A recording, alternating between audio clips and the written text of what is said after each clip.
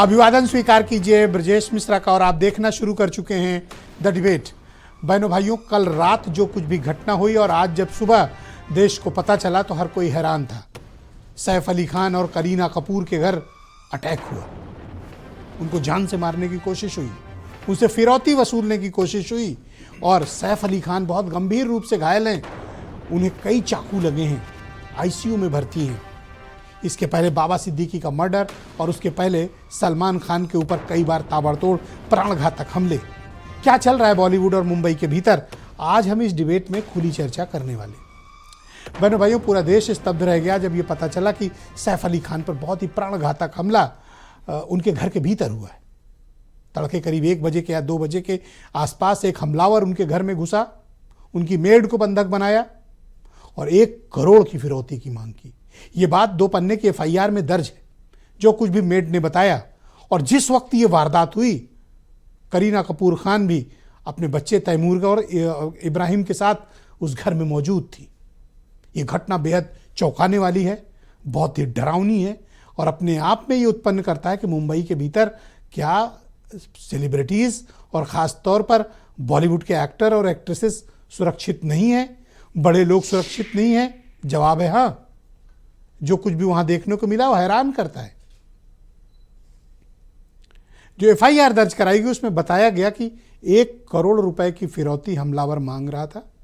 सबसे पहले उसने मेड को बंधक बनाया। शोर शराबा सुनकर जब सैफ अली खान और करीना नीचे आते हैं तो हमलावर को देखकर वो चौंक जाते हैं। हमलावर उनके ऊपर अटैक करता है, गर्दन के पास, स्पाइन के पास, पेट में, साइड पे 6 बार उनको स्टैबिंग की गई, चाकू से घोंपा गया सैफ अली खान को। बहुत ही जाने माने एक्टर हैं, पटौदी परिवार के बेटे हैं और उनके साथ इस तरह की घटना, वो भी सिक्योर्ड जोन में, बांद्रा इलाके में, बड़ी हैरान करने वाली है। इसी बांद्रा इलाके में पिछले दिनों बाबा सिद्दीकी का मर्डर कर दिया गया। हमलावर कौन थे? बहुत ही मामूली नॉर्मल लड़के और आज तक किसी के सिवाय उनकी गिरफ्तारी की आज तक पुलिस लिंक नहीं ढूंढ पाई। जिस मुंबई पुलिस से अंडरवर्ल्ड थर्राता था, भाग गया था मुंबई छोड़कर, आज मुंबई पुलिस दबे पांव बैठी हुई है और इतनी बड़ी से बड़ी वारदातें अंजाम दी जा रही हैं। बहनों भाइयों, ये सिर्फ एक घटना नहीं है, बल्कि ये दिखाता है कि बॉलीवुड को या तो डराया जा रहा है। ये स्थिति स्पष्ट होनी चाहिए। बॉलीवुड अपने बुरे दिनों से गुजर रहा है। फिल्में वैसे नहीं चल रही आजकल बॉलीवुड वालों की, सब साउथ वाले की बढ़िया चल रही है और ऊपर से इस तरह की घटनाएं, ये अपने आप में बहुत चौंकाने वाली है। अच्छी बात यह है कि सैफ अली खान आईसीयू के भीतर हैं, अब वो खतरे से बाहर हैं, लेकिन उनकी हालत अभी स्थिर है, लेकिन वो आईसीयू के भीतर है। आप इस घटना का जो ट्रॉमा है वो करीना कपूर ने जो महसूस किया होगा उसका हम आप सब अंदाज़ा भी नहीं लगा सकते। उनके बच्चों ने जो महसूस किया होगा उस वक्त घटना और उसकी वारदात, उसे हम महसूस भी नहीं कर सकते। इस घटना ने कई मायनों में मुंबई पुलिस की सुरक्षा व्यवस्था की पोल खोल दी और ऐसा प्रतीत होता है कि बॉलीवुड का एक खास सेक्शन इस वक्त टारगेट में है। कुछ बयान, फिर आज की डिबेट।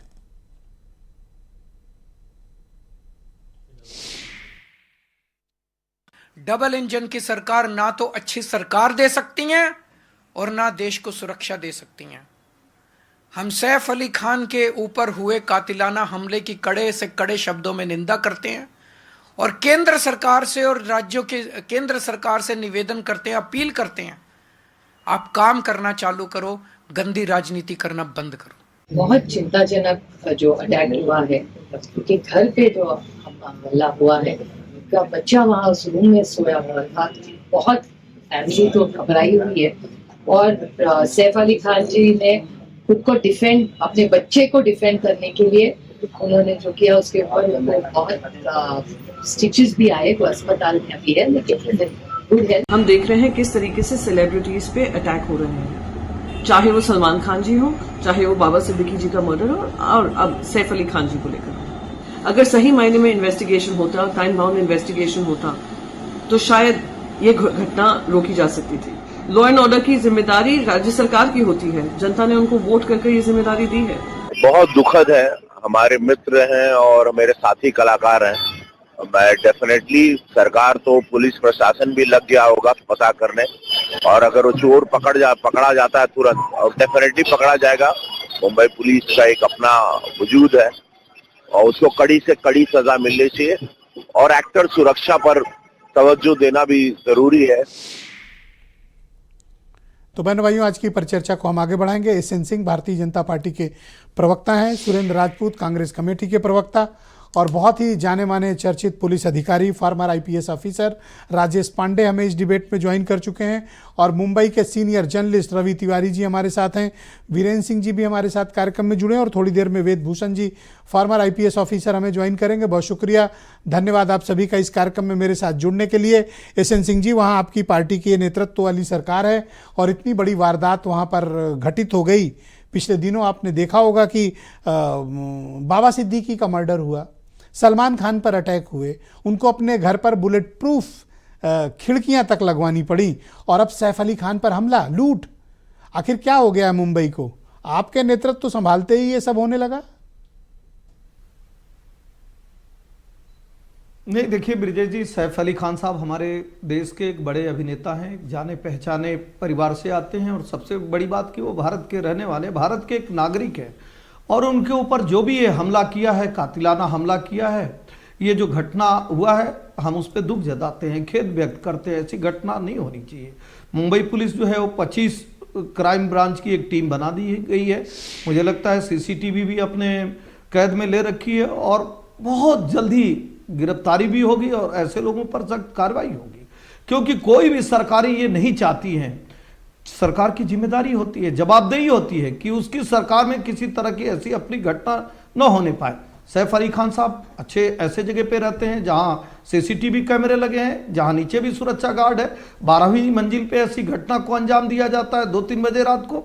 अभी ब्रिजेश जी जांच चल रही है, मुझे लगता है थोड़ा धैर्य रखना चाहिए, इस पे राजनीति नहीं होनी। धैर्य तो सलमान खान भी रखे हुए हैं। एक ऐसी सरकार चल रही है। आज तक क्या हुआ? उनके ऊपर भी तो अटैक हुए, बाबा सिद्दीकी का मर्डर हुआ, लोग धैर्य छोड़ और क्या रखें। और अब सैफ अली खान के साथ घटना, और अभी तक जब मैं आपके साथ डिबेट कर रहा हूं, मैं आपको बताना चाहता हूं कि आरोपी बदमाश पकड़ा नहीं गया।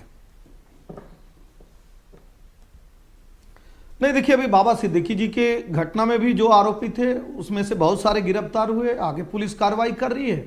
और मुंबई की ऐसी घटना पे राजनीति करने के लिए बिल्कुल हम लोग चर्चा में नहीं थे कि ऐसी घटनाओं पे राजनीति करें। लोगों ने देखा है, दिव्या भारती जी की हत्या उसी मुंबई में होती है, उसकी गुत्थी नहीं सुलझती है। गुलशन कुमार जी की हत्या होती है, बहुत सारे ऐसे, सुशांत जी की होती है, बहुत सारे ऐसे लोगों की होती है मुंबई में।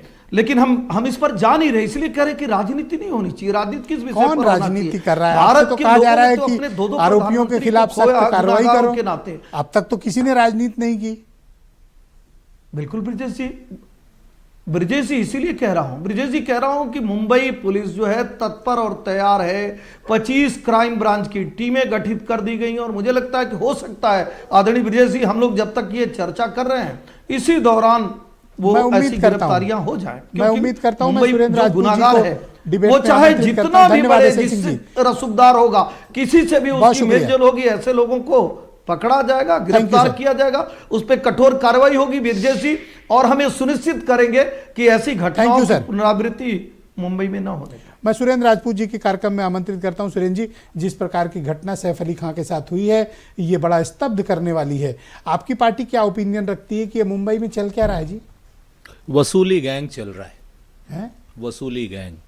पहले सरकारी अधिकारी वसूली, समीर वानखेड़े, आप यहां से उठाइए इस चीज को, सुशांत राजपूत की मौत से उठाइए।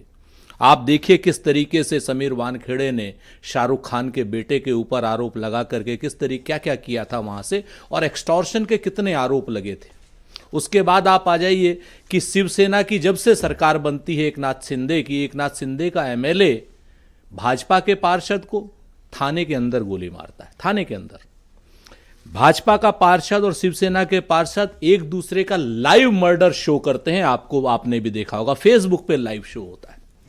सोमालिया बना दिया इन लोगों ने, इस मुंबई को सोमालिया बना रहे, कुछ नहीं कर रहे हैं सिवाय सोमालिया बनाने के। समीर वानखेड़े पे क्या हुआ कोई बता सकता है हमको? लोग कहते हैं कि उसने हजारों करोड़ की वसूली की है मुंबई से, तमाम सीबीआई ईडी के केस हुए लेकिन कोर्ट से स्टे है। कहाँ है? कोर्ट से क्या स्टे होगा? गिरफ्तारी गिरफ्तारी पे स्टे होगा, लेकिन कोर्ट, यही तो होता है कि आप भारतीय जनता पार्टी में चले जाइए ब्रजेश भाई, तो उसके बाद क्या होता है कि फाइलें गायब हो जाती हैं ईडी से। बैठे इस हुए हैं राजेश पर्टिकुलर सर। घटना को लेकर आप क्या मैं बताता हूं, अभी रुकिए। सोमालिया बना दिया ना, अब इससे बड़ी बात मैं क्या कहूं। इस मुंबई को अगर सोमालिया बना दिया, जो सबसे सुरक्षित राजधानी थी, मुंबई पुलिस को हिंदुस्तान के सिरमौर पुलिस कहा जाता था। मुंबई पुलिस से लोग सीख करके आते थे। दया नायक जैसे लोग एनकाउंटर के स्पेशलिस्ट होते थे। एमएन सिंह जैसे यहां पर पुलिस कमिश्नर होते थे। मुंबई पुलिस ने जिस पुलिस ने पूरे दाऊद गैंग को या तमाम जो गैंगस्टर्स को वहां पे खत्म किया है, आज दोबारा से गैंगस्टरों का कब्जा हो रहा है वहां पर। और एक चीज मैं बताता हूं, एक चीज और आपसे कहता हूं, शायद हो सकता है आपको विवादित लगेगी। ये जो कुमार विश्वास जैसे जहरीले लोग हैं ना, अब इसमें उनकी क्या गलती नहीं है? मैं बताता ये तो हूं। अपराध हुआ है, तो रुकिए किसी ना के सर, साथ हो रुकिए, सकता है। अभी आने दीजिए, चीजों को खुलने दीजिए। अगर ऐसा कुछ हुआ है कि कुमार विश्वास जैसे लोग जो कहते हैं कि अगर अपने बेटे का नाम किसी आक्रांता के नाम पर रखोगे तो अब ये देश नहीं सहेगा, भगवान से दुआ कीजिए कि ये एंगल इस पर वो तो एफआईआर में ऐसा कुछ नहीं, वो तो फिरौती की मांग के लिए आया था, सर 1 करोड़ लेने। कहते हैं ना कि समंदर ये तेरी खामोशी कुछ और कहती है, मगर साहिल पे टूटी कश्तियां कुछ और कहती हैं। और मेरी आंखों ने देखे शहर के कई मंजर, मगर अखबार की सुर्खियां कुछ और कहती हैं। सैफ अली खान के 12वें मंजिल पर हाई सिक्योरिटी जोन पर हाई सिक्योरिटी सीसीटीवी कैमरे पर कोई आदमी 1 करोड़ की फिरौती लेने जाएगा? आप कैसी बातें करते? आप मुझे बताइए। 1 करोड़ की फिरौती तो कोई आएगा तो यहां पर लेने आ जाए तो समझ में आती है, लेकिन वहां पर कोई 1 करोड़ की फिरौती के लिए अपनी जान जो है इतने हाई सिक्योरिटी जोन में दांव पर लगाएगा जहां पर उसका मरना 99% तय है। आप मतलब वो तो फरार भी हो गया। वही बात है ना, उसके बाद भी वो फरार हो जाता है। ये मुंबई पुलिस की नहीं, ये भारतीय जनता पार्टी की सरकार की नाकामी है। भारतीय जनता पार्टी का सरकार जो है इस वक्त पूरी तरीके से मैं राजेश सब लोगों को शुक्रिया कहीं ना कहीं एक्सटॉर्शनिस्ट गैंगों के सामने भेड़ों की तरीके से रख दे रहा है। ऑलराइट, फार्मर एसीपी वेद भूषण जी भी हमें इस डिबेट में ज्वाइन कर चुके हैं और स्टूडियो में मेरे साथ बहुत ही जाने माने। ब्रजेश जी 10 सेकंड दे दीजिए। हाँ मैं बिल्कुल दूंगा। डेकोरेटेड आईपीएस ऑफिसर रहे राजेश पांडे जी मेरे साथ मौजूद हैं। पांडे जी शुक्रिया। और पांडे जी ने माफियाओं पर किताबें भी लिखी हैं, इनकी किताब बड़ी चर्चित पुस्तक है। पांडे जी मैं आपसे जानना चाहता हूं, पिछले दिनों मैंने आपके स्टेटमेंट्स वगैरह देखे, खासतौर पर बाबा सिद्दीकी मर्डर केस के बाद, सलमान पर अटैक के बाद, अभी आज सुबह आपने देखा कि जिस तरह से सैफ अली खान के घर अटैक हुआ और उसमें भी एक ही था, वो भी बहुत कम एज का दिख रहा था। तो आपने जो मुझे पुरानी थ्योरी एक बार आपने बताई थी डिबेट्स में, तो मुझे करीब करीब उसी के आसपास लग रहा है। आपका आकलन क्या है इस वारदात पे? देखिए, आकलन तो जो आपका है या राजपूत जी बैठे हुए हैं, देखिए अपराध है और अपराधी अपराधी है। लेकिन मुंबई में ये हो रहा है जहां मुंबई पुलिस ने ही मुंबई को अंडरवर्ल्ड विहीन कर दिया।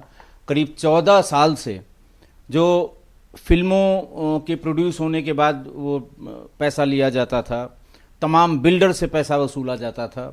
95 के बाद से दोनों गैंग के लोग जब एक एक करके मारे गए, करीब 200 इस तरह के अंडरवर्ल्ड के जो कारिंदे हैं उनका एनकाउंटर हुआ। 200 के आस 95 से लेके 2000 के बीच में। 1983 बैच के जिनका आप बता रहे हैं, ये दया नायक और ढेर सारे लोग, सब 83 बैच के सब इंस्पेक्टर हैं और ये सब एनकाउंटर स्पेशलिस्ट कहलाए। कुछ इधर के लोगों को मार रहे थे, कुछ उधर के लोगों को मार रहे थे। मारे दोनों तरफ से बिल्कुल खाली हो गया।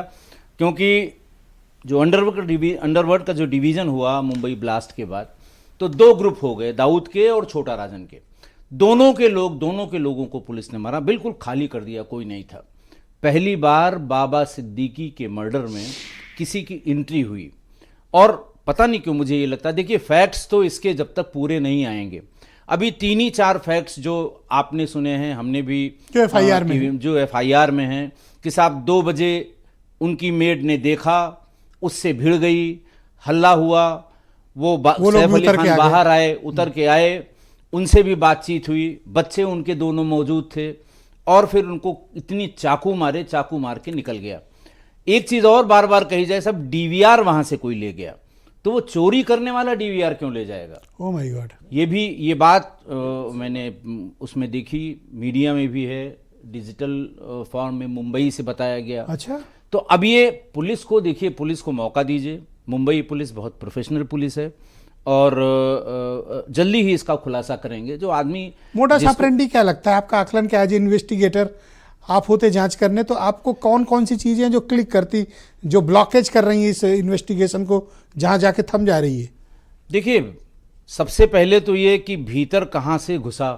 Okay, point number guard, 1। Point number 1, guard कहता है साहब सामने से कोई नहीं गया, लेकिन 12वीं मंजिल में कोई पहुंचा तो बड़े बड़े, वो तो कहा जैसा राजपूत जी ने कि बहुत हाई सिक्योरिटी जोन है, बट नेचुरल। वहां स्टेयर्स पे भी सब जगह सीसीटीवी लगे हुए हैं और जो फुटेज आई है वो भी संभवतः स्टेयर्स की ही फुटेज है। सीढ़ी से वो उतर रहा है या बैठा हुआ है तब की फुटेज। वो आग लगने पे जो एक इमरजेंसी होती है ना, हाँ, सीढ़ी, फायर एग्जिट कहते हैं, फायर एग्जिट, मुझे लगता है उसी से वो भाग रहा है।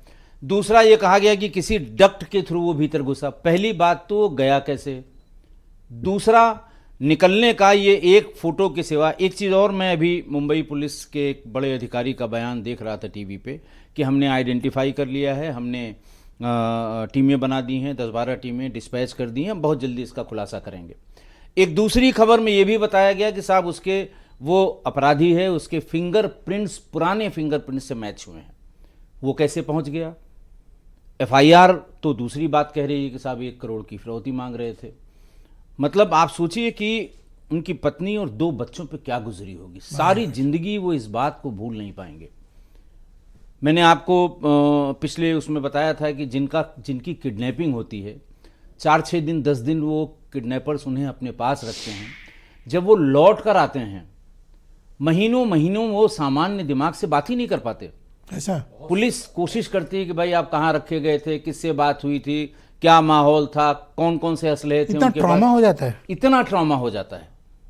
आप वो और यहाँ तो सामने अपने हस्बैंड का ब्लड बहते करीना कपूर ने देखा। हाँ, तो वो क्या बीतेगी। आज नहीं साहब, ब्रिजेश जी, ये सालों साल नहीं भूल सकते। बच्चों ने अगर देखा होगा तो वो सालों साल नहीं भूल सकते, लेकिन ये ट्रेंड खराब है। बाबा सिद्दीकी, सलमान, अब सैफ, इसके पहले भी हुआ इसमें भी है। जो आरोप बदमाश है कम उम्र का है, पर उसके पास कोई फायर आर्म्स की बजाय हेक्सा ब्लेड थी। हेक्सा ब्लेड थी, यस। वो तो ज्यादा खतरनाक, बहुत खतरनाक है। देखिए, इसके पहले भी देखिए, सुभाष घई पे प्राणघातक हमला हुआ। पहले जब ये बॉलीवुड में अंडरवर्ल्ड बहुत सक्रिय था, अबू सलेम ने कराया। राकेश रोशन पे हमला हुआ, अबू सलेम ने कराया। गुलशन कुमार की हत्या हुई, अबू सलेम ने कराई। खैर, वो परिदृश्य से विदा हो गए, तमाम सब चले गए, जेलों में हैं बड़े बड़े, चाहे इधर क्यों चाहे उधर क्यों। लेकिन अगर ये एक बार फिर जिंदा हुआ तो बड़ा मुश्किल हो जाएगा। ये आपको लूट की वारदात लगती है या कुछ और? क्योंकि कोई लूटने के लिए वहां आएगा और फिरौती मांगेगा और फिर वार करेगा और भाग जाएगा, कुछ ये मतलब कुछ लिंक मिसिंग है, मुझे ऐसा प्रतीत हो रहा है। I am not sure, but मुझे ऐसा लगता है। ब्रिजेश जी, शुरुआत में जो बात बताई गई कि उनकी मेड ने कहा कि वो चोरी करने आया था, उसका ये कहना था कि जब चोर को मैंने देखा तो मैंने शोर मचाया, और फिर उसके बाद उसकी गुत्थम गुत्था हुई, मेड को चोट भी लगी, आवाज़ सुन के नीचे आ गए। तो देखिए, चोरी की बात तो ये नहीं है। चोरी तो ये है जो हम लोगों के यहाँ 379 आईपीसी पहले लिखी जाती थी कि आपको पता न लगे आपका मोबाइल फ़ोन या आपका पॉकेट मार पीछे से निकाल ले, वो चोरी है। आपको पता ही न लगे कि साहब हमारा कुछ निकल गया, चला गया, गिर गया, निकाल लिया गया। ये तो साहब जिसको कहते हैं ना पिस्टल पॉइंट पे, अगर आप किसी की चाबी मांग रहे हैं, पैसा मांग रहे हैं, गहना मांग रहे हैं, तो डकैती हुई। नहीं, वो भी फिरौती कोई 1 करोड़ घर पे लिए थोड़ी बैठा है कि वो मांगा 1 करोड़ और दे देगा और लेके चला जाएगा। ये कुछ मतलब कुछ लिंक मिसिंग लग रहा है। मैं कह तो रहा हूं, देखिए, लिंक तो ये तभी खुलेगा जब वो मिलेगा, असली लिंक। इसको अभी क्या तक हम जो उससे चीजें कनेक्ट कर सकते हैं? सलमान, बाबा सिद्दीकी, इससे कुछ कनेक्ट कर सकते हैं? बिल्कुल कनेक्ट कर सकते हैं। आने दीजिए ना, आने दीजिए, कनेक्ट भी होगा। देखिए, ये चोरी तो नहीं है, पहली बात बिल्कुल स्पष्ट बता दूं मैं, ये चोरी किसी कीमत पे नहीं है। हमारे ख्याल से डकैती में मुकदमा भी लिखा गया है। कोई आदमी चोरी करने जाएगा और उसको लग जाए कि मेड ने हमको देख लिया, वो कूद के भागेगा, निकल जाएगा वो फिर। लेकिन जो इस उद्देश्य से आया है कि मुझे किसी को मारना है, तैयारी से आया था, तो वो क्यों कूद के भाग जाता? वो मेड से भी भिड़ा, सलमान से भी भिड़ा, उनकी सैफ से भिड़ा। हाँ सॉरी सैफ से भिड़ा, बच्चों को भी देखा होगा उसने। मुझे जो लगता है, मेरी जो समझ में आता है कि हो सकता है वो इनके बच्चों को कब्जे में करके उनसे पैसे की उगाही या जो कुछ वो मांगना चाह रहा है या जो उसके पास ब्लैकमेल करने का हो कि साहब बच्चे को अगर कब्जे में कर लेंगे ये आपको तो ये लगता है तुरंत कि पैसा ले लेंगे। एक व्यक्ति के कारित अपराध है या रिमोट कंट्रोल था उसके पीछे रहा होगा? देखिए, अकेले किया है ये बात तो थोड़ी कम समझ में आती है। हाँ, मुझे भी नहीं कन्विंस नहीं अकेले करती तो नहीं मुझे। किया है।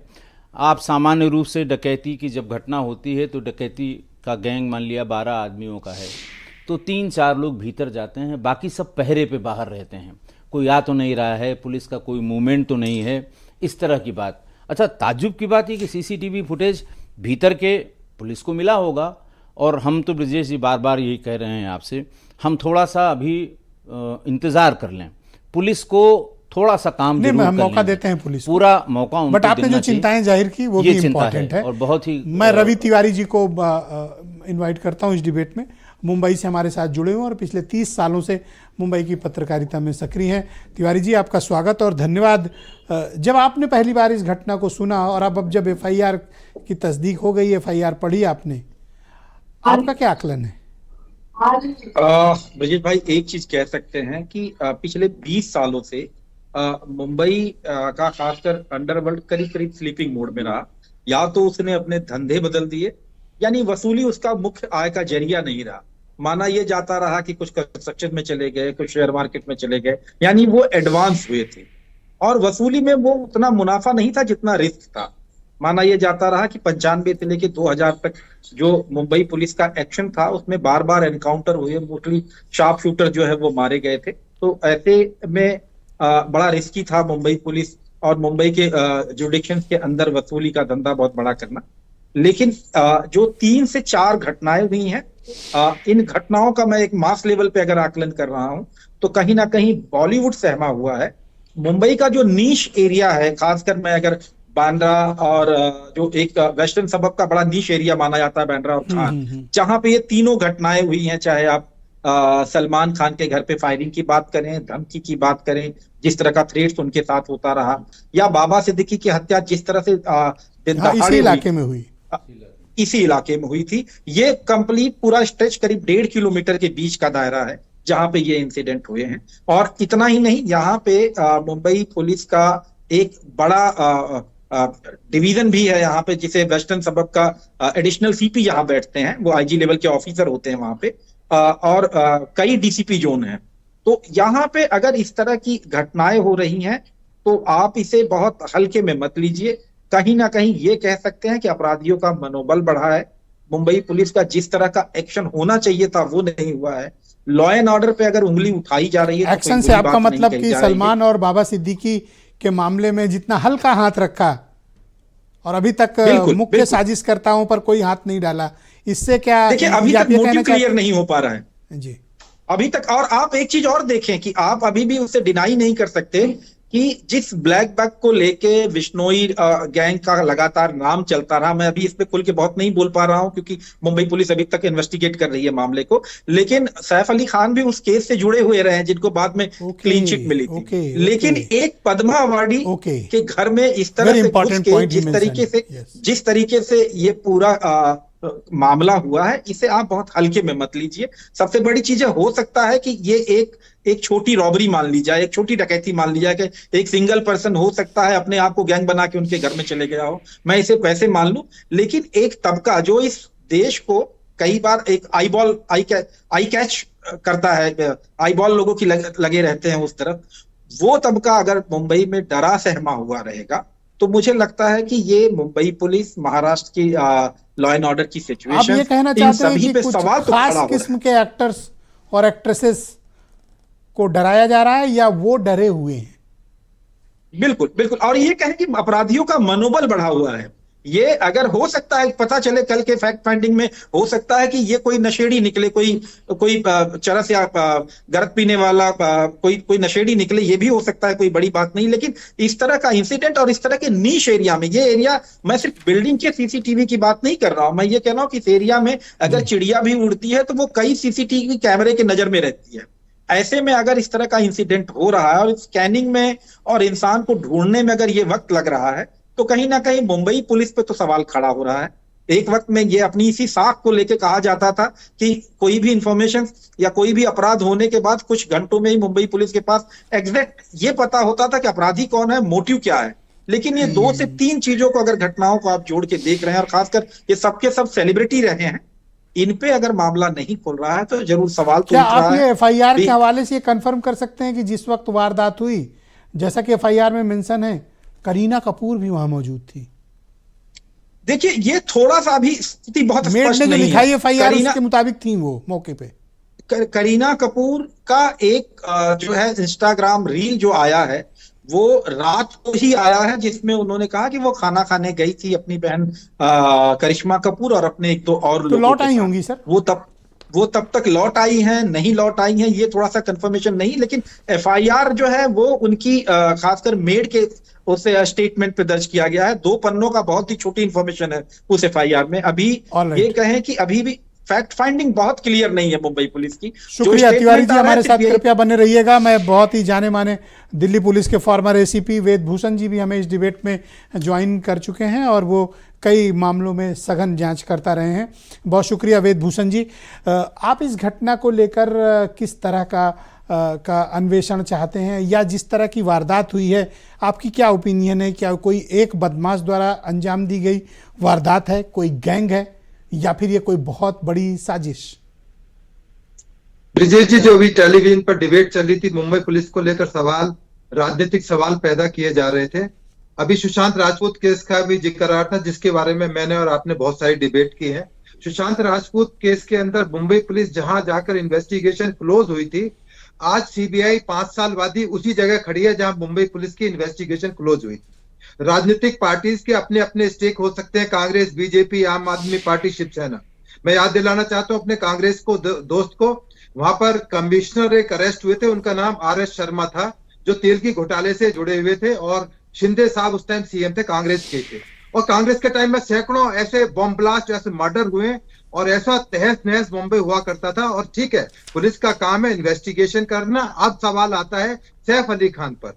जिस तरह से फ्रेंडली एंट्री हुई है, कोई मारपीट नहीं, कोई खरखोर खराबा नहीं, कोई भागदौड़ नहीं, आराम से सीढ़ियों पर आया है और आराम से वो वापस जा रहा है। किस तरह से वो चक्कू लेकर एंटर हुआ, पुलिस के लिए वाकई में एक बहुत बड़ा चैलेंज है इस गुत्थी को सुलझाना, क्योंकि इसमें जो पेच है बहुत तरीके से उलझे हुए हैं। एक सवाल है कि क्या चाकू जिससे 6 इंजरीज करी गई, क्या वो पुलिस उसको रिकवर कर पाएगी? जो एक्यूज जिसकी फोटो आप दिखा रहे हैं या सस्पेक्ट कह सकते हैं, क्या वो अरेस्ट हो जाएगा? कितना टाइम लगेगा? अरेस्ट होगा भी या नहीं होगा? ये जरूर एक सवाल मुंबई पुलिस को कौंधेंगे और परेशान करेंगे। परंतु जिस तरह से ट्रैक रिकॉर्ड रहा है मुंबई पुलिस का, वो कहीं ना कहीं इस चीज को जरूर एस्टैब्लिश करेंगे कि बॉलीवुड जाने अनजाने कारण, चाहे जो भी हो सकता है इंटेंशनल हो या हो सकता है कि इत्तेफाक भी हो सकता है, बॉलीवुड के स्टार्स टारगेट में हैं, चाहे वो क्रिमिनल्स हों, गैंग हो, या लुटेरे हों, या फिर शूटर्स हों। जी, इसको आप इत्तेफाक नहीं कह सकते, इसलिए ये एक कॉन्स्पिरेसी है, क्योंकि एक वो जिस माले पर रहते हैं, फ्लोर पर रहते हैं, 10वीं मंजिल पर है, वो हाई प्रोफाइल एरिया है। बांद्रा पुलिस स्टेशन से हार्डली 2 किलोमीटर और सारे हाई प्रोफाइल लोग रहते हैं उसके अंदर। किस तरह से उसकी एंट्री उस फ्लैट के अंदर ऑड आवर्स में, वो नॉर्मल हालात नहीं थे कि फ्लैट खुला हुआ था, सफाई हो रही थी, नौकर जा रहे थे, आ रहे थे, उनके पहले उस मकान में कुछ रेनोवेशन वर्क हुआ है। तो इन्वेस्टिगेशन अभी बहुत ही शुरुआती स्टेज पर है। हम जंप करके इस नतीजे पर नहीं पहुंच सकते कि क्या जो वर्कर्स पहले काम कर रहे थे वो इन्वॉल्व हैं, या जो सस्पेक्ट जिसको हम आप वीडियो दिखा रहे हैं, फोटो दिखा रहे हैं, क्या वो हो सकता है? उसके पीछे कोई कॉन्स्पिरेसी एंगल है? कितने लोग इस सारे चीज के अंदर इन्वॉल्व हैं? ये छोटा इंसिडेंट नहीं है Brajesh ji, it's a very big issue और बहुत ही डेलिकेट इश्यू है। राजनीतिक लोग इसको हिंदू मुस्लिम बना रहे हैं। कोई कह रहा है कि मोदी जी से उनकी मुलाकात हुई थी, नहीं, ऐसी बातें नहीं करनी चाहिए, वो उनको भा नहीं रहा। बहुत से मैं इन चीजों को नहीं मानता, मैं तो इसको किसी भी तरह अभी तो क्रिमिनल एंगल पे इसके इन्वेस्टिगेशन होना चाहिए। मैं चाहता हूं इसका क्रिमिनल एंगल पर इन्वेस्टिगेशन किया जाए, ना कि इन तमाम चीजों में पुलिस को उनका ध्यान रखने के लिए इस तरह की चीजें की जाए। तो ये एक इन्वेस्टिगेशन सब्जेक्ट है, let us wait for the outcome of investigation. Alright, मैं एसएन सिंह जी को आमंत्रित करता हूं। बहुत शुक्रिया सर, बहुत बहुत धन्यवाद sir, thank you sir. BJP के प्रवक्ता एसएन सिंह मेरे साथ मौजूद हैं। एसएन सिंह जी, मैं आपसे जानना चाहता हूं कि जितनी तत्परता की आवश्यकता मुंबई पुलिस को है, लेकिन कुछ ऐसी घटनाएं हुई जिसमें उसकी साख पर सवाल उठे और ये लोगों को चर्चा करने, डिबेट करने या पब्लिक डिस्कोर्स में ये बात आई कि मुंबई सेफ नहीं है। नहीं, देखिए ब्रिजेश जी, लोकतंत्र की यही खूबसूरती है कि चर्चा करनी चाहिए, सरकार की आलोचना करनी चाहिए कि जो सरकार कार्य कर रही है उससे बेहतर कार्य करे। लेकिन मैं कहा था कि राजनीतिक चर्चा नहीं होगी, फिर भी सुरेंद्र राजपूत जी को याद दिलाना चाहूंगा, इनकी सरकार रहती है 1991 से, और 93 में मुंबई में बम ब्लास्ट होते हैं, लगभग 13 जगह ब्लास्ट होते हैं। और उस समय शरद पवार जी बयान देकर कहते हैं, एक कविता लिखी जाती है कि लुट जाए जाने कब कौन रहबर का रहजन से साथ। जानते हैं, शरद पवार जी की जहाज में दाऊद इब्राहिम घूम रहा था, 13 ब्लास्ट होते हैं। शरद पवार जी स्वयं आते हैं और अपने इंटरव्यू में अपने किताब लिखे हुए हैं, उसमें लिखते क्या है, अपनी शर्तों पर, उसमें लिखे हैं, मुंबई की स्थिति नॉर्मल नहीं थी, उद्योग मालिक राज्य से बाहर जा रहे थे, लाखों लोग बेरोजगार हो रहे थे। नरसिंह राव के अनुरोध पर मैं वहां का तिबारा मुख्यमंत्री बनने का कार्य किया। ये सारी घटनाएं ऐसे समय में होती थी जब कांग्रेस की केंद्र में और कांग्रेस की राज्य में सरकार थी। मुझे ऐसे आरोप लगा के आप नहीं होनी चाहिए, जो अपराधी अपनी होता है जिम्मेदारियों से कोई मुक्त हो जाति जाएंगे, नहीं, धर्म नहीं, मत नहीं, आप मजहब अपनी नहीं। हमने जिम्मेदारी से दो मुक्त प्रधानमंत्री, ब्रिजेश जी, हमने 2 प्रधानमंत्री अपने खोए अपराधियों के नाते। ब्रिजेश जी, आप कुछ कह रहे हैं? मैं कह रहा हूं कि क्या ये सब कह के आप अपनी जिम्मेदारियों से मुक्त हो रहे हैं? मैंने कहा ब्रिजेश जी, आपने कितने साफगोई से, कितना सुंदर, आज आपने कितना हेल्दी डिबेट रखा। और मैंने सबसे पहले कहा कि जिसकी सरकार होती है उसकी जिम्मेदारी होती है, और भारतीय जनता पार्टी की सरकार थी, अभी 2.5 साल सरकार चलाकर जब हम चुनाव में गए तो जनता से बढ़िया मूल्यांकन तो मुझे बताइए, कोई करता है? ब्रिजेश जी तो सलमान खान को ओपनली लॉरेंस बिश्नोई धमकी दे रहा है, अटैक दे रहा है, जी को कहिए ना कि आपने लॉरेंस बिश्नोई पे क्या कार्रवाई की? बाबा सिद्दीकी का मर्डर में ओपनली लॉरेंस बिश्नोई ने एक्सेप्ट किया कि हाँ मैंने मर्डर कराया, आपने क्या कार्रवाई की? अभी सैफ अली खान का इशू आया, आपने क्या कार्रवाई? नहीं, अच्छी बात है नहीं, मैं तो कह रहा हूं, मैं अब चुनौती देते हुए कहता हूं कांग्रेस को, और जिसको भी, जो सर, लॉरेंस बिश्नोई को चुनौती की जरूरत है सर, कोई कांग्रेस या अपोजिशन को चुनौती नहीं चाहिए भाई। आप सुनेंगे लॉरेंस बिश्नोई सर, मैं कह रहा हूं आप 10 सेकंड सुनिए, या प्लीज 100 सवाल पूछिए और मैं कहीं से सवाल, मैं वही तो कह रहा हूं। आप बताइए, मैं कह रहा हूं कि कोर्ट है कि नहीं? कोर्ट के द्वारा अगर प्रतिबंधित करके एक जगह वो जेल में है, कहीं जाकर अगर किसी घटना को वो अंजाम दे रहा होता तो पूछा जाता। तो मुंबई पुलिस उसे रिमांड पे ले पूछताछ करे। सब लोग देख रहे हैं जेल में बंद है, ओपन एविडेंस है सर कि लॉरेंस बिश्नोई ने ये घटनाएं कराई थी, कि सबसे ऊपर सुप्रीम कोर्ट और उस पर कुछ कार्रवाई नहीं हुई सर। सरकार गलत, मनबड़ इसी कारण है, लोग जो सही कह रहे हैं सर। मैं जी कंप्लीट करें अपनी बात। ब्रिजेश जी मैं बोल दूं? ब्रिजेश जी 10 सेकंड मुझे देंगे? हाँ बिल्कुल, 10 सेकंड मुझे दीजिए, 20 दे देंगे। पूछिए ब्रिजेश जी, देखिए हमारी सरकार में कोई मनबड़ नहीं होता है, और सरकार कोई भी होती है वो किसी को मनबड़ बनने नहीं देती है। कुछ सरकारें ऐसी थी जो हाजी मस्तान को पालती थी। थैंक यू सर, बहुत शुक्रिया sir, thank you sir. Janata party की सरकार में 20 का 10 मांगा, 30 हो गए सर, धन्यवाद सर। देश का मान सम्मान बढ़ा रहा है, देश के लोग सुरक्षित रहे, हम ये सुनिश्चित। बहुत शुक्रिया। मैं वीरेंद्र जी भी हमारे साथ इस डिबेट में सम्मिलित हो चुके हैं। वीरेंद्र जी, ये सैफ अली खान के साथ जो कुछ भी घटना हुई ये बड़ा स्तब्ध करती है। आप इस घटना के बारे में क्या दृष्टिकोण रखते हैं? ये कोई एक लुटेरे की वारदात है, या फिर बॉलीवुड डराने की कोशिश, या कोई बहुत बड़ी कॉन्स्पिरेसी? ब्रिजेश जी, ये घटना से 2 तरह की चीज़ों पर निगाह जाती है। एक तो ये मुंबई में क्या अंडरवर्ल्ड जो है फिर से पांव पसार रहा है, और वो जिस तरह से बड़े बड़े गैंगस्टर के नाम आ रहे हैं।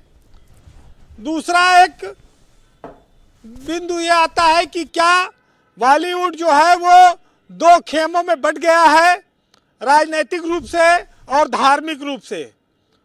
और ये दोनों बातें बड़ी महत्वपूर्ण हो जाती हैं, क्योंकि घटनाएं एक के बाद एक हो रही हैं। आपने सलमान खान का मामला देखा, बाबा सिद्दीकी का देखा, और उसके बाद अब सैफ अली खान का मामला आया है। घटनाएं और दुर्घटनाओं में बड़ा अंतर है। गोविंदा पिस्तौल साफ कर रहे थे, उनके पैर में गोली लग गई थी कुछ दिन पहले, आपको याद होगा, वो भी एक घटना हो गई थी। लेकिन 6 चाकू का वार होना साफ है कि अपराधी पूरे तैयारी से था और वो चाहे सामने जो पड़ता उसको मारता, और उसने मारा भी, पूरी कोशिश की। तो सबसे बड़ी बात यह है कि अगर सैफ अली खान पे अचानक से अटैक हुआ तो फिरौती के लिए हुआ, या किसी को कोई नाराजगी थी, या उनके बेटे का जो नाम रखा गया उसको लेकर कोई नाराजगी थी, जिस तरह की बातें चल रही हैं समाज में, वो सारी चीजों को पुलिस को इन्वेस्टिगेट करना होगा। मुंबई पुलिस देख रही है कि इतना सुरक्षित इलाके में, फ्लैट में इतना सिक्योरिटी होने के बाद अभी तक कैसे ये घुसा, इस पर कोई साफ बयान नहीं आया है।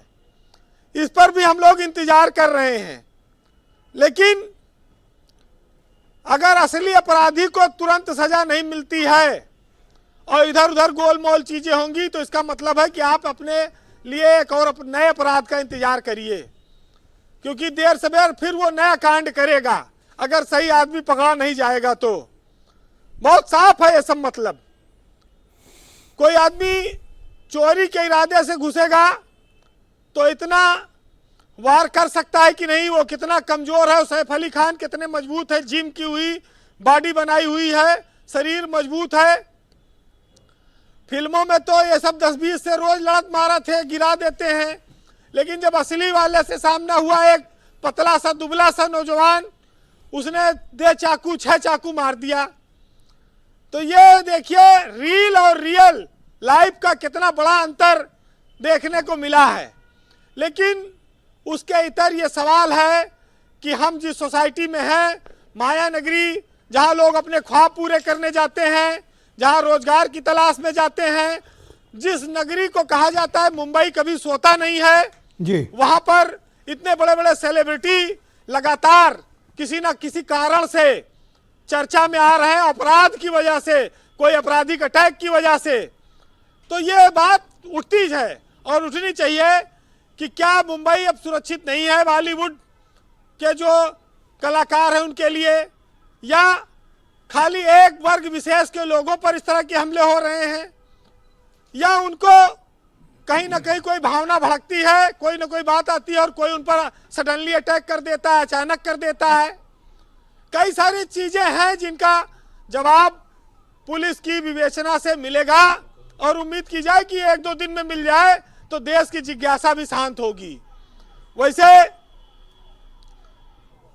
तैमूर, जिसको कहा जाता है कि उन्होंने एक आक्रांता के नाम पर अपने बेटे का नाम रखा है, इसकी क्या जरूरत थी? तो बात तो सही है, लेकिन तैमूर 14वीं शताब्दी में था, लगभग 1000 साल तो हो ही गया होगा, और वो आक्रांता था, इसमें कोई शक नहीं। वो हमारा आदर्श नहीं हो सकता है। 1398 में जिस तरह से उसने दिल्ली पर अटैक किया और लोगों का कत्लेआम कराया, लूटा। जी वीरेंद्र जी, तो ये ऐसे लोग हमारे भारत जैसे देश में, जो चाहे हिंदू है चाहे मुसलमान है, हमको अपने देश में लोगों की भावनाओं के सम्मान के लिए, अपने देश के सम्मान के लिए ऐसे आक्रांताओं के नाम पर नाम नहीं रखना चाहिए। इसमें कुमार विश्वास ने कोई गलत बात नहीं कही है, और प्रेम विवाह होना किसी का किसी धर्म विशेष से, उस पर कोई रोक नहीं है। लेकिन कोई आक्रमणकारी, कोई हत्यारा, कोई कत्ल करने वाला, कोई लुटेरा, वो हमारे देश में उसके नाम पर किसी का नाम रखा जाएगा तो स्वाभाविक है कि लोगों में नाराजगी पैदा होगी। यही नाम मिला था 150 करोड़ की आबादी में, कुछ भी रख सकते थे, जिसने हिंदुओं के मंदिरों को तोड़ा, दिल्ली में 1 लाख आदमी का कत्ल कराया था, खाली 15 दिन रुका, भारत में शासन नहीं किया, लूट के ले गया समरकंद में। सब समरकंद से आया था तैमूर, उसी के सब वंशज रहे बाद में, बाबर ये सब जो मंदिरें तोड़ी इन लोगों ने। तो इरादा जिसका जो हो, लेकिन परिस्थितियों का निर्माण करने के लिए बहुत बार आदमी स्वयं जिम्मेदार होता है, और इसको आप बदल नहीं सकते हैं। पुलिस अपनी खोज करे, उससे कोई मतलब नहीं है, लेकिन ब्रजेश जी 24 घंटा सिक्योरिटी और सीसीटीवी में रहने वाले लोगों के मामले में इतना रहस्य बना रहा है, ये बात समझ से परे है। इस पर भी सामने आनी चाहिए। हम गुलशन कुमार के उस 90 के दौर के हत्याकांड को भुलाकर आगे बढ़ चुके हैं। अब वो जमाना नहीं है बंबई में। लेकिन आप हैरत देखिए कि इतनी बड़ी सोसाइटी में करीना कपूर ने आधी रात में सैफ अली खान के लड़के इब्राहिम को बुलाया और उसको लेकर वो अस्पताल गई। कोई मदद को आगे नहीं आया, लोग जान नहीं पाए, क्या हुआ कुछ समझ में नहीं आई बात। इस पर भी बहुत स्पष्टता नहीं है। फिलहाल एक बात कहूंगा कि हर व्यक्ति को जीवन और मरण ऊपर वाले के हाथ में है, लेकिन जो सेलिब्रिटी है, जो विशेष लोग हैं, उनके मामले ज्यादा उठते हैं क्योंकि दुनिया का और देश का ध्यान इस पर जाता है। जी वीरेंद्र जी, बहुत लोगों पर हमले होते हैं इस देश में, लेकिन वो इतनी सुर्खियां नहीं पाते हैं। लेकिन ये चूंकि फिल्म स्टार है और फिल्म स्टार उनकी पत्नी भी है, करोड़ों दिलों की धड़कन है, तो भाई उनको लोग, और आज तो सुरेंद्र राजपूत का पूरा मामला ठीक हो गया है। फिलहाल सबका हाल एक एक कर ऐसे ही होगा अगर लोग नहीं चेतेंगे तो। सुनिएगा कि मेरे जैसा ही तेरा भी एक दिन ये हाल होगा, और तू अमर नहीं है, तुझे भी ख्याल होगा। और बहुत गुरूर करता है ना तू अपनी काबिलियत पर, खाक में मिल जाने के बाद भी तुझे मलाल होगा। और तू ये मत समझ कि तेरी जिंदगी बेमिसाल है, जन्म लेने वाले का भी किसी न किसी दिन इंतकाल होगा। बहुत शुक्रिया वीरेंद्र जी, आपका बहुत बहुत धन्यवाद हमारे साथ जुड़ने के लिए, फीडबैक और ओपिनियन अपनी उपलब्ध कराने के लिए। बहनों भाई, दूसरा चरण बहनों भाइयों शुरू करते हैं इस परिचर्चा का।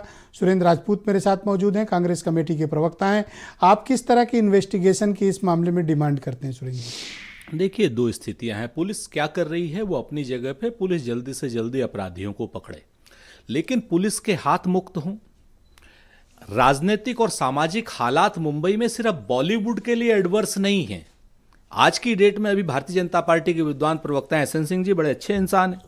अब ये उस अपराध को किस अपराध से छुपा रहे हैं कि साहब पहले 90 में ऐसा हुआ था। अरे भाई, 90 में हुआ था तभी तो हमारी सरकार नहीं रही ना।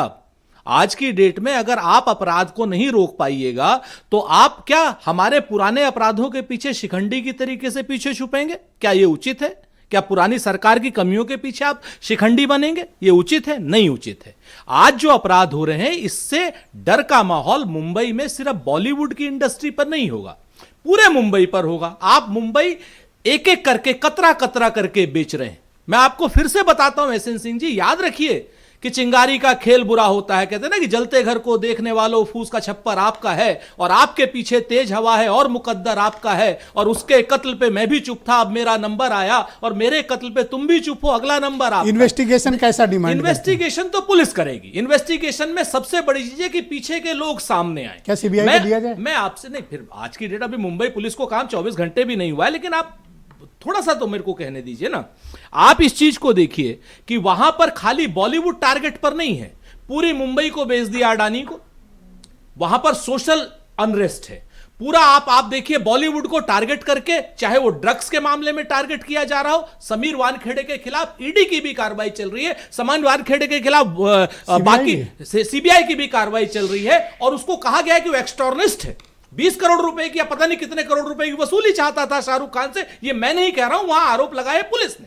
आप मेरी बात को समझिए। तो मुंबई जो है अंडर अटैक है, और भारतीय जनता पार्टी के समय में अंडर अटैक है। मुंबई में भाजपा का एमएलए या शिवसेना का एमएलए अपने पार्षद को थाने के अंदर गोली मार, थैंक यू सर, थाने के अंदर गोली मार रहा है, और यहां पर कुछ पुलिस के अधिकारी बैठे हुए हैं। मुंबई बिल्कुल सेफ नहीं है। और मैं आपसे फिर से कहता हूं कि ये जो पुलिस अधिकारी यहां पर बैठे हुए हैं दिल्ली से, उनको चाहिए कि कांग्रेस के राज को याद दिलाने की जगह मुंबई में भारतीय जनता पार्टी का जो इस वक्त मिस रूल है, जो भारतीय जनता पार्टी ने सोमालिया बना दिया है, वर्तमान को गिनाए तो ज्यादा बेहतर होगा। वरना ये जो पुलिस का संगठन पीछे लगाए हुए हैं, इसका कोई मतलब नहीं। धन्यवाद सर। मैं राजेश पांडे जी को आमंत्रित करता हूँ। हाँ भाई, मैं बिल्कुल वेद जी आपको समय दूंगा। मैं आपसे जानना चाहता हूँ कि इस पूरे घटनाक्रम में इन्वेस्टिगेशन और जो वारदात है, उसमें कौन सा ऐसा पॉइंट है जो आपको बेचैन करता है और जहां आपको लगता है कि ये लिंक मिसिंग है, अगर ये मिल जाए तो इस घटना को हम सॉल्व कर लेंगे? देखिए ब्रिजेश जी, मैं इसको थोड़ा सा पहले और ले जाऊंगा। दो घटनाओं का आपने जिक्र किया, एक तो बाबा सिद्दीकी का और दूसरे सलमान खान का। बाबा सिद्दीकी वाले मामले में भी अभी इसका जो लिंक, लास्ट लिंक जिसे कहते हैं, जैसे वो असलहा कहाँ से आया, कौन? बाबा सिद्दीकी। जो बाबा सिद्दीकी वाले में मौके कौन पर सा पकड़े असलहा गए था? 2 लोग, पिस्टल थी, ग्लॉक की पिस्टल, ऐसा बताया जाता है, आधिकारिक रूप से नहीं बताया, लेकिन मेरी जानकारी के हिसाब से ग्लॉक की पिस्टल थी। ओके। दूसरा, जब अतीक अशरफ को पुलिस कस्टडी में मारा गया, 3 लड़कों ने उछल उछल के मारा, उसमें जिगाना पिस्टल इस्तेमाल हुई। 3-4 लाख रुपए की एक पिस्टल है, टर्किश मेड है।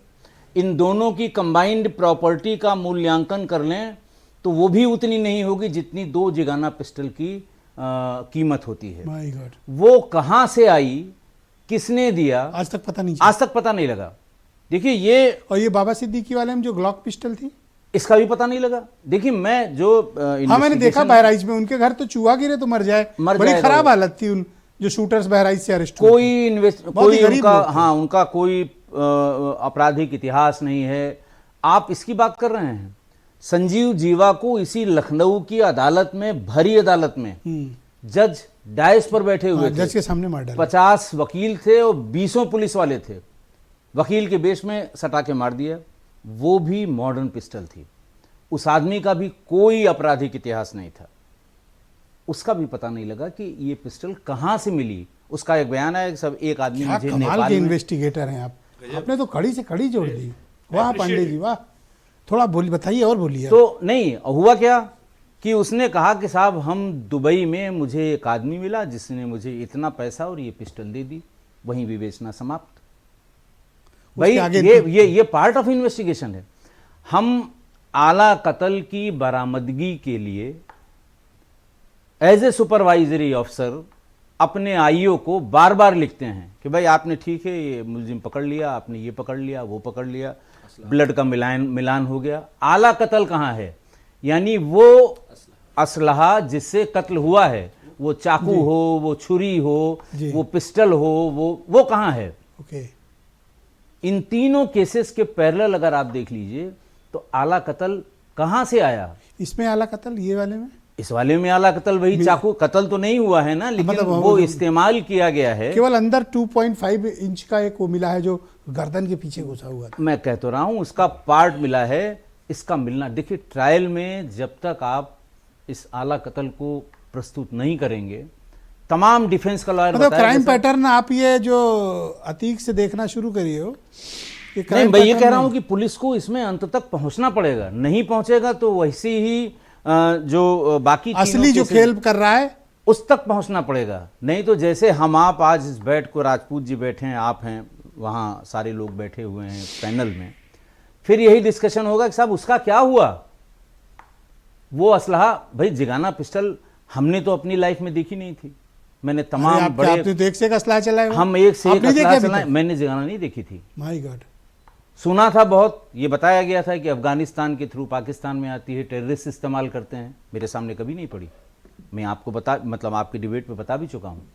ऐसी पिस्टल का इस्तेमाल वहां किया गया जो लाइव प्रसारण हो रहा था, कूद कूद के गोली मार रहा था वो। किसी को शंका नहीं कि इन लोगों ने नहीं, किसी और ने किया है। अरे उसका तो फुटेज, लेकिन ये तो बताइए पिस्टल किसने दी उसको, खरीदी तो कहां से खरीदी, किसको कितना पैसा दिया। जो पैसा उसने दिया, मान लिया खरीदी, सपोज करिए उसके दिमाग में खुराफात था कि हमें इन्हें मारना है, तो इतनी महंगी पिस्टल मिलेगी तो 4 से 5 लाख की उसकी कीमत है। वेस्टर्न यूपी मैंने देखा था, एक कासगंज का था, एक हमीरपुर का बड़ी गरीब हालत थी, मतलब उनके भाई तो इन दोनों एक टाइम के खाने का संकट। ब्रजेश जी, दोनों की प्रॉपर्टी मिला लीजिए तो वो दोनों की प्रॉपर्टी की कंबाइंड वैल्यूएशन भी 8 लाख नहीं होगी, और 5-5, 6-6 लाख रुपए की पिस्टल। क्या ये अंडरवर्ल्ड के ऑपरेशन का मॉडस ऑपरेंडी नए तरीके का है? बिल्कुल। देखिए ये पहले तो क्या है कि शूटर से मरवाया जाता था जी, और वो अभी तो आजकल मैं देख रहा हूं नए लड़के इस्तेमाल हो रहे हैं, 17 साल, 18 साल, 16 साल। शूटर की बात आप कर रहे हैं, पहले तो आदमी कहता था ये फलाना आदमी ये कर चुका है इसलिए इसी से कराएंगे। हाँ। ये सिद्धस्त हो गया है, इसको एक्सपीरियंस है, हम इसी से कराएंगे। और आज इसमें बाबा सिद्दीकी वाले में तो एक बताते हैं अंडर एज है, 18 साल से भी कम है, 17 साल का है, 17 साल का है, किसी का कोई क्रिमिनल रिकॉर्ड, ये तो जो कोई भी ये चला रहा है। देखिए सबसे जरूरी हम ये है, कोई बहुत शातिर जो ये कर रहा है। मैं आपको बताऊं ब्रजेश जी, जैसा आपने कहा या राजपूत जी ने, हो सकता है ये, या हमारे किसी पैनलिस्ट ने कहा कि हो सकता है ये नशेड़ी निकल जाए, हो सकता है जैसे होते हैं ना आजकल हाँ, लोफर होते टाइप के हैं, चीप पॉपुलैरिटी गेन हो सकता है वो निकल जाए, लेकिन इसकी इन्वेस्टिगेशन की तह तक पहुंचना इसलिए ज़रूरी है कि ये डर का माहौल पैदा कर रहा है, ये दहशत पैदा कर रहा है।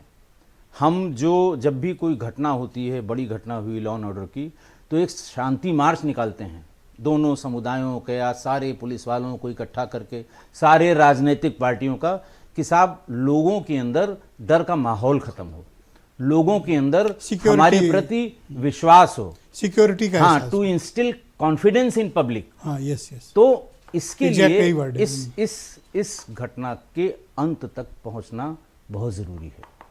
मैं आपको पिछली तीनों घटनाओं के बारे में बता रहा हूं, इन तीनों में आला कत्ल कहां से आया आज तक नहीं पता लगा, या हो सकता है वो पता लग गया हो सीबीआई को, या उनको वो बताना नहीं चाह रहे हों। हम लोगों की जानकारी में या पब्लिक डोमेन में ये नहीं है। जब चार्जशीट सबमिट होगी इसमें, तो कोर्ट के डॉक्यूमेंट से सबको पता लगेगा, हमको भी पता लग जाएगा, लेकिन मेरी जानकारी के हिसाब से अब तक ये वहाँ तक पहुँच, और इसीलिए जो मेरा डर है, जो मेरी शंका है कि देखिए पुलिस को इस तरह से इसमें प्रोसीड करना, बहुत अच्छी मुंबई पुलिस, बहुत बहुत प्रोफेशनल पुलिस है, बहुत ढेर सारे ऑपरेशन हम लोगों ने उनके साथ किए हैं, एसटीएफ में भी और एटीएस में भी, लेकिन अगर इसको अंत तक नहीं ले जाएंगे तो ये चीज़ बंद, तो फिर आगे एक और वारदात होगी, ये बंद नहीं। ओके, वेदभूषण जी, आप क्या ओपिनियन रखते हैं? और मैं चाहता हूं कि आप केवल ये इन्वेस्टिगेशन और क्राइम के पार्ट पर, पॉलिटिक्स छोड़ देते हैं सर। Go ahead sir.